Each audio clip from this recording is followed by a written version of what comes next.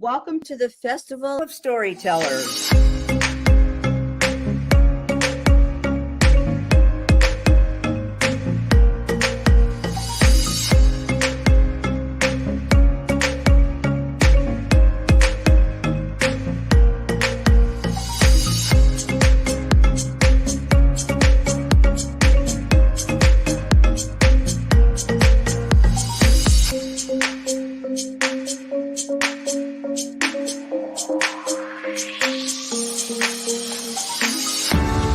I can't tell you how excited I am to be on right now. It's been a couple of weeks of excitement, getting prepared, and I've done a lot of things in my life, but this has got to be close to the top. Thank you, Reader's Magnet, and thank you, John, for putting this forth and taking the chance on us authors in presenting this out to the world. I've enjoyed this immensely, Joanne. Ellie, so have I. Thank you for who you are, and thank you, Reader's Magnet. You all are beautiful, and you've worked so very hard, and we are blessed. We are. I thank everybody that's involved with this process, because we know writers need readers and writers need publishers. We thank Reader's Magnet and everybody that's involved. I love Reader's Magnet. They say, we share your stories with the world.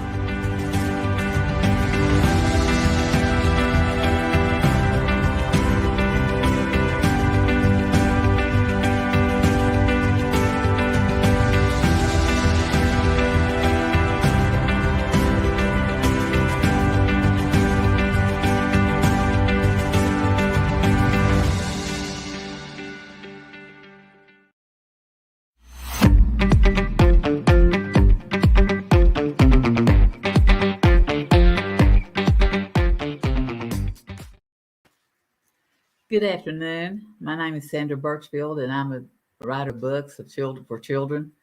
I was an educator for many, many years, and if anyone had ever told me I'd be writing children's books, I would not think that I would be doing that. But I've enjoyed the time that I've had to do it, and I appreciate the effort and all the time and trouble that Reader's Magnet has gone to make this a successful project. Our first book, usually when we get an authorship and we get a good book, we try to sell the book to people, and it's hard to sell it one by one, but having a multitude of people out there in the audience with Reader's Magnet working hard behind the stage is certainly a good idea, and I thank them very much, and I am honored to be here today. As I said, I was an educator for many years, about 40 some years. I knew when I was in second grade I wanted to be a teacher. The excitement of reading a story, of hearing a story, was always very welcome to me. My parents read to us often, and night before we go to bed, we'd have a series of books that had the stories about the three pigs, the three bears, all those sorts of things in them.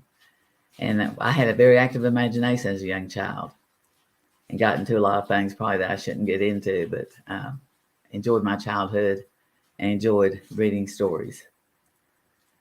What I want to talk to you about today are the stories and books that I have written. I have 5 that I've gotten out there to circulate, and hopefully people have read them. And I wanted to give you some hints and maybe some things that would help you. And if you can think of anything that would help me, maybe during the question time at the end of the interview here, we could exchange questions and answer some of the questions that some of you have. I welcome your questions at the end of the interview. Today, I have a few props. They're not paper products. They're not signs or banners or anything like that. They're individuals, friends of mine, that have stepped forward to say that they would be willing to talk a little bit about one of the books that I have written. I'm going to also talk about a couple. The newest one that we have coming out is called Nobody is Somebody. And it's a book about a little boy who thinks that he can't do much, and he's teased and bullied and all those sorts of things, and comes up with a way of being just himself, is what the story's about. The first book that I ever wrote was a book about my grandparents and where they lived and the activities that we participated in. It was called Who Were Those People on the Bus? And who are those people back there? And the story came to be because we lived in a small town in Southwest Virginia and rode the bus to a nearby town to shop and do most of our things that we had to do because the Gate City was a very small town. We had one big grocery store, and it had departments. It was actually the first department store in the area. And we learned from that experience of how to shop, go to the store for our mother, and do a lot of things independently. Well, when I was little, I would often ask my mother, who are those people back there? And why do they have different skin and different hair? And of course, I was talking about African American, the black population, and I had no idea that things were as bad for them as they were. So I wrote a children's book, and it explains a few of the things that they went through when they were little. Now, the children's book is for small children, so it doesn't tell a lot of the violence that went on, but it tells about some of the things that they had to be patient and wait on, always waiting to be served, always waiting to get their ticket to go to the theater and have to sit up in the balcony, things like that. So I think you'll find that it is an interesting story, and I have Ruby Rogers is a friend of mine. She's an African-American lady that's very well educated, and I'm going to have an interview with her for about 3 to 5 minutes. So let's just wait a second until I get the Ruby Rogers interview going, the video going. And one thing that's been asked as a question, are all my books of the same genre? They are all children's books, and they are all dealing with children that have problems. I've been an elementary counselor. I've been a vice principal of middle school children. I've been a principal for 9 years of pre-K through 4, about 700 children and 100 faculty and staff. So children have problems. Adults have problems, but children need to be able to work their problems out through literature and things like that. We call literature a lot of times kitty lit. Kitty lit is a way for children to feel secure and safe in their environment because they read the experience through a story.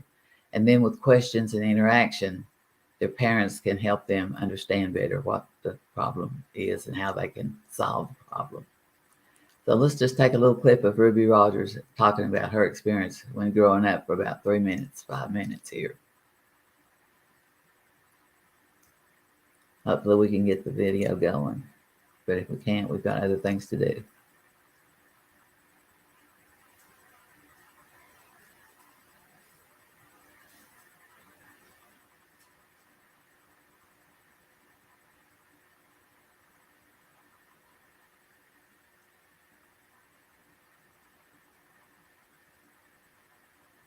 We're supposed to be able to share the links that we have, but there's so many things going on, it's hard to get everything working at the same time. So we'll wait just a few more seconds. If we don't, we'll just go on.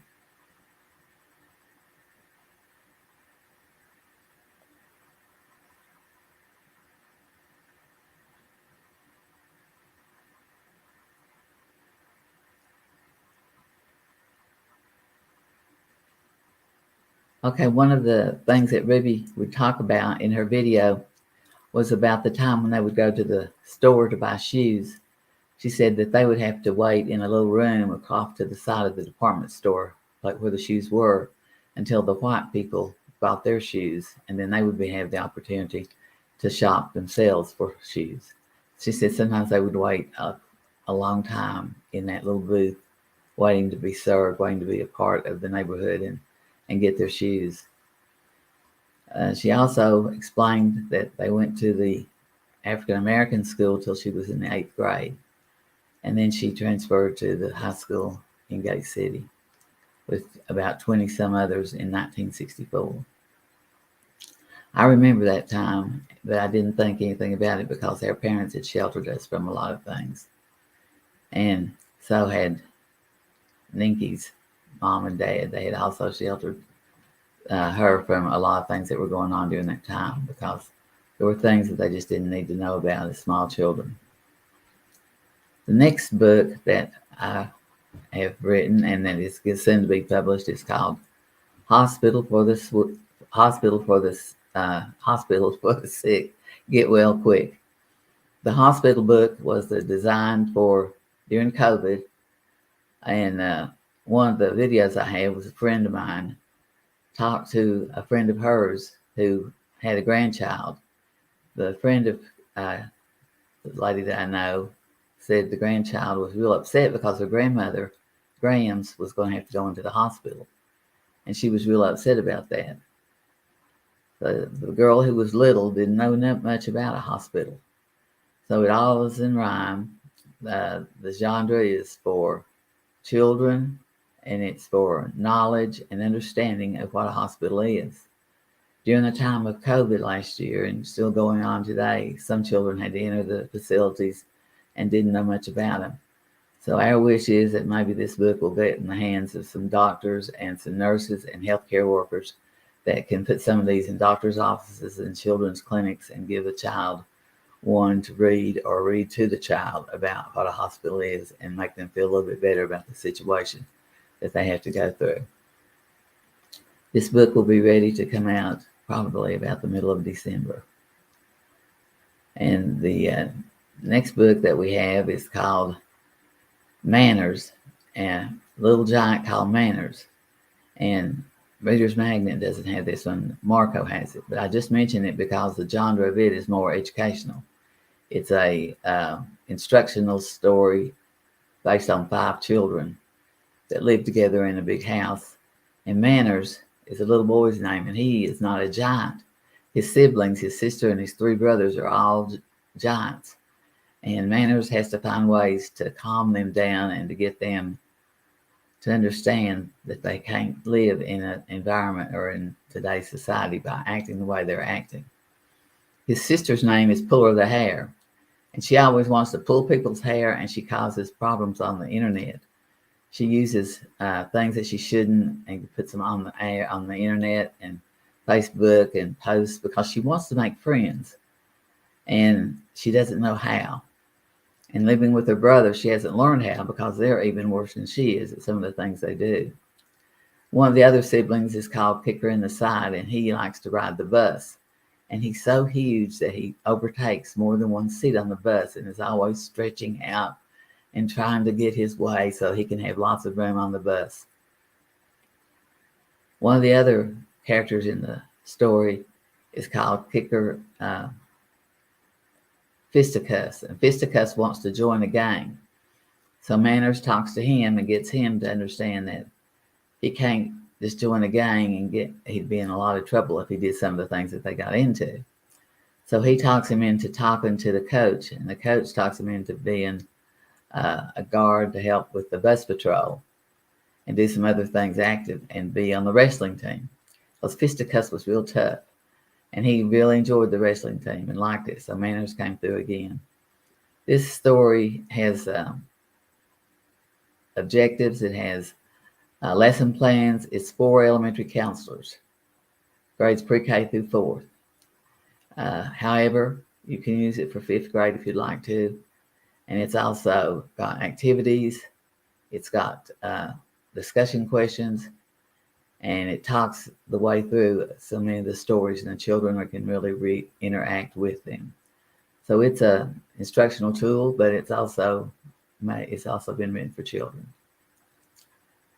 The other story I have that I'd like to explain where it came from is one thing that I've always tried to do is to listen. Listen to the things around you. Take notes.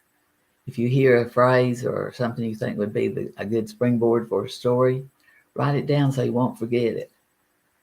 We were in church one Sunday, 2 Thanksgivings ago, and the pastor started thinking about complaining.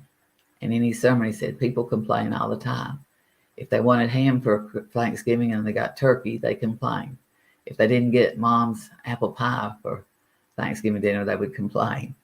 So I started thinking after church, and when I got home, I got a pencil and some paper, and I wrote a story about grumbling.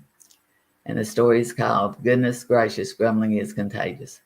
And it's a genre for children again, and it tells a story about 3 possums that lived in a tree. And something happened to their tree. A stranger came by and moved into their home in the tree. And the stranger had the grumbling bug. And the stranger passed the grumbling bug all through the place where the opossums lived.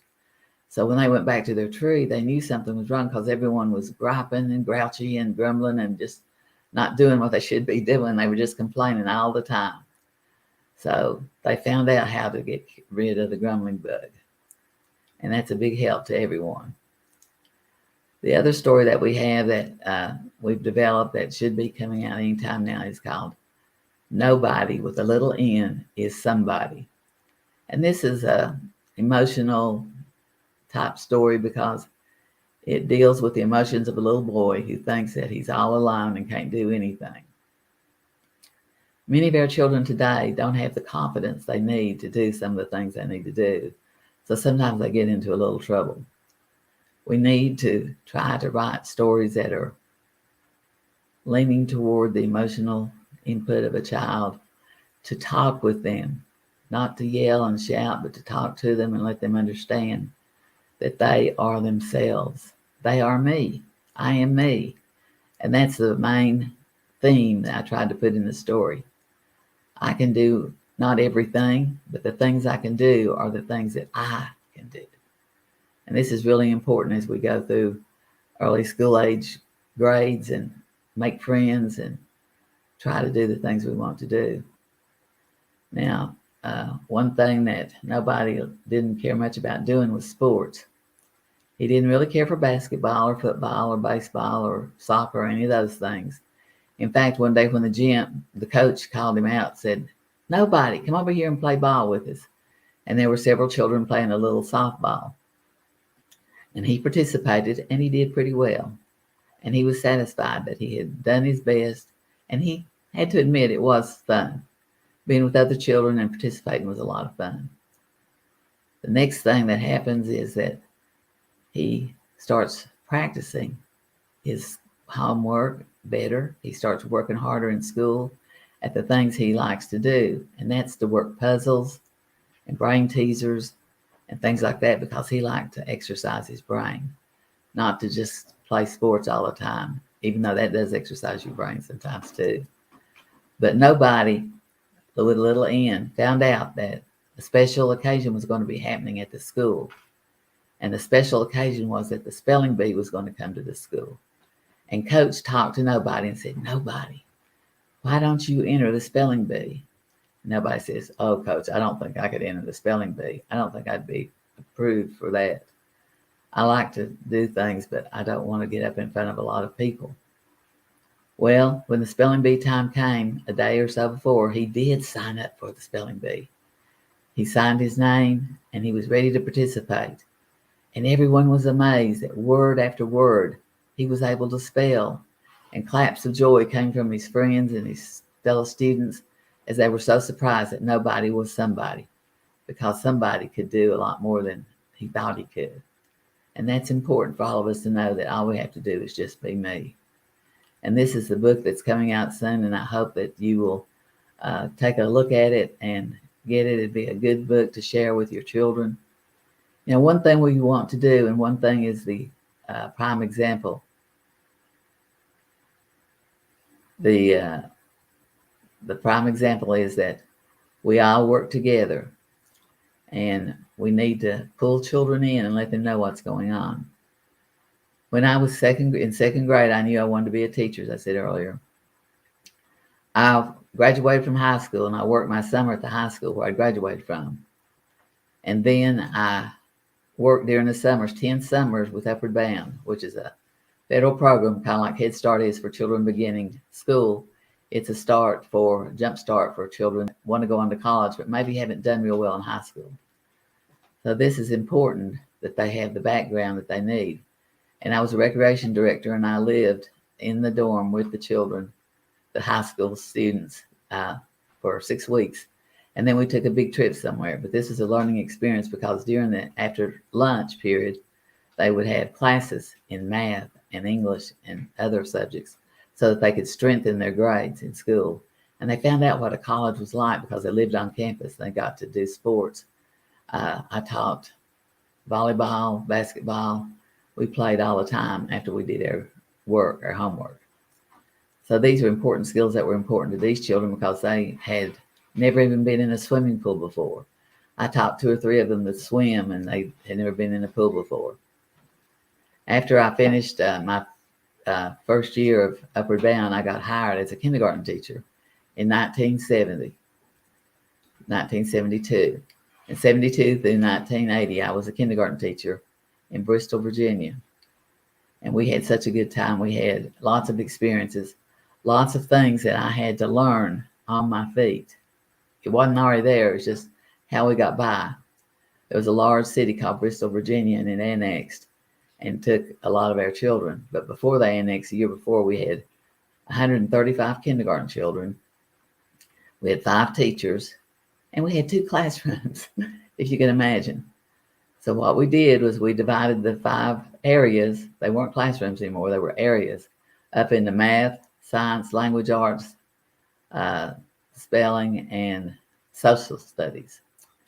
Well, we had to do, we switched around every 6 weeks so that we had got the opportunity to do all the subjects and work with all the children.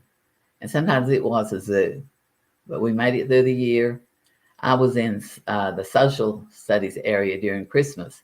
So I helped children make 135 stockings, bake 135 cookies. And every day we had to have snack. So when it was your turn to have snack, you had to fix 135 snacks.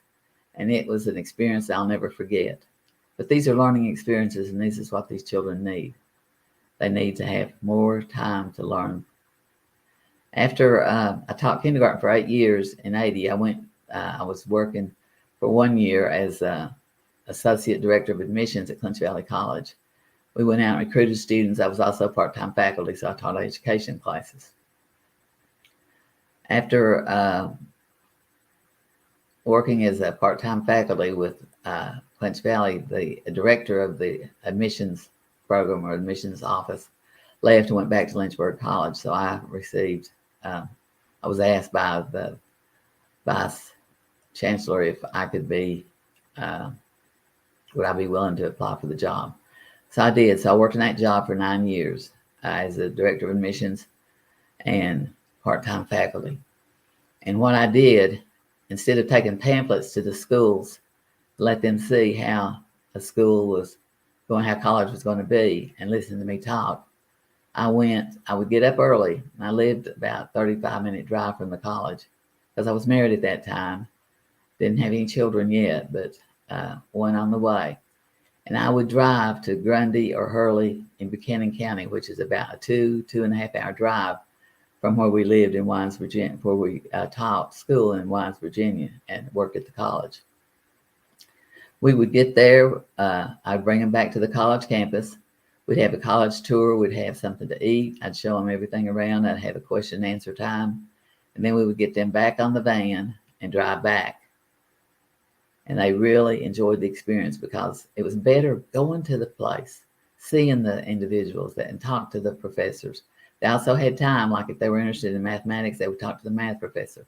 If they were interested in English, they would talk to someone in the English department. So this is a way of expanding their environment. And there wasn't a book that came from that, but there could have been. And that's what's given me my drive, is to think of things like this that are fun to do, but yet get the job done. When we had 135 children and 5 spaces to put them, we had to all think together. We had to work together. There wasn't any time for people crying and getting upset because we had a job to do. The same with taking the children and bringing them to the college campus and taking them back. So many of those 50 children that were chosen every summer for the 10 summers I worked in it became doctors, became lawyers, became teachers, became everything imaginable because they had the opportunity. And the opportunity was given through an education.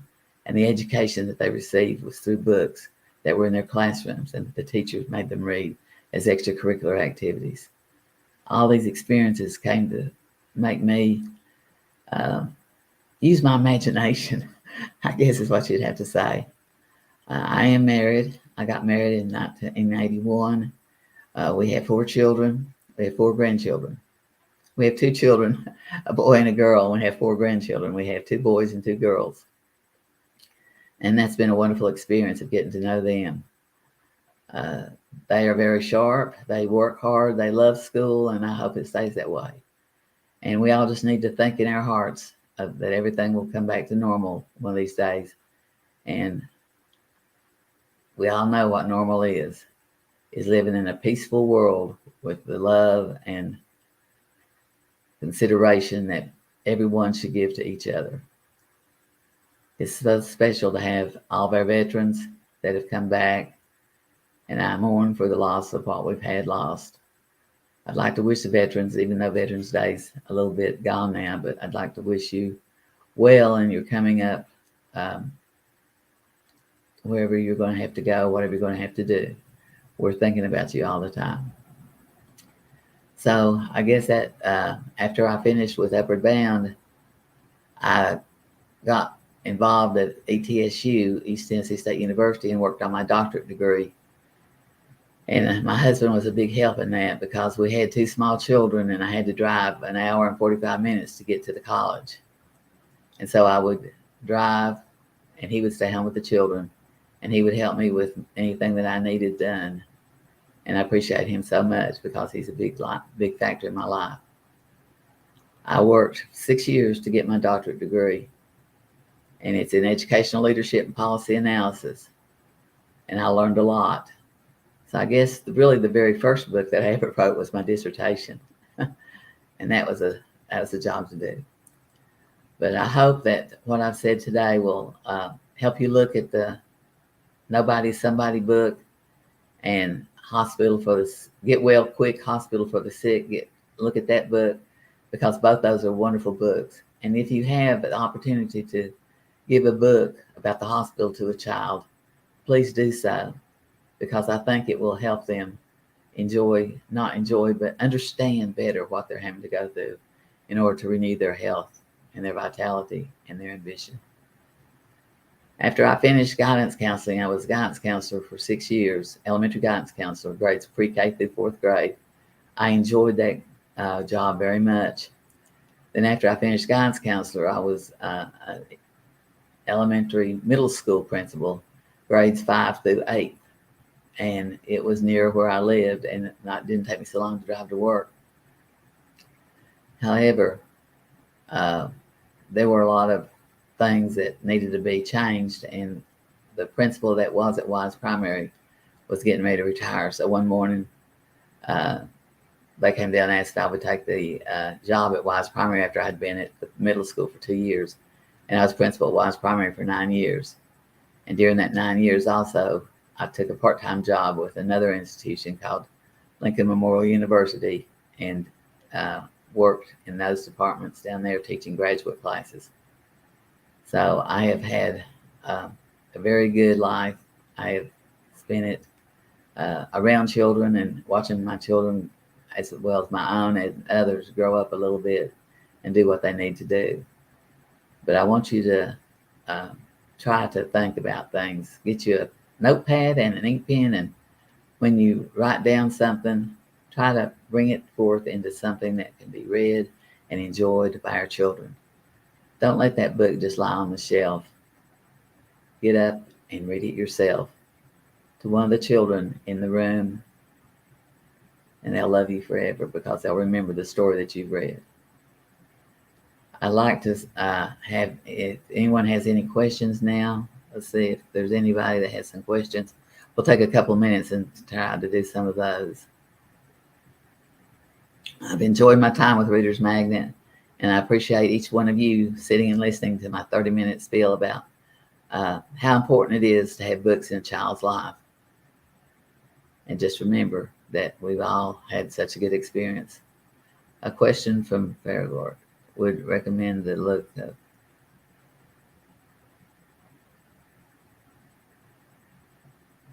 We commend this book to our parents as well. Yes. That's what people say when I say I've got a book called Goodness Gracious, Grumbling is Contagious. They say, that's for adults. So you're right. The books can be any genre that you would love to get into to read or to write about and pass it on to your children.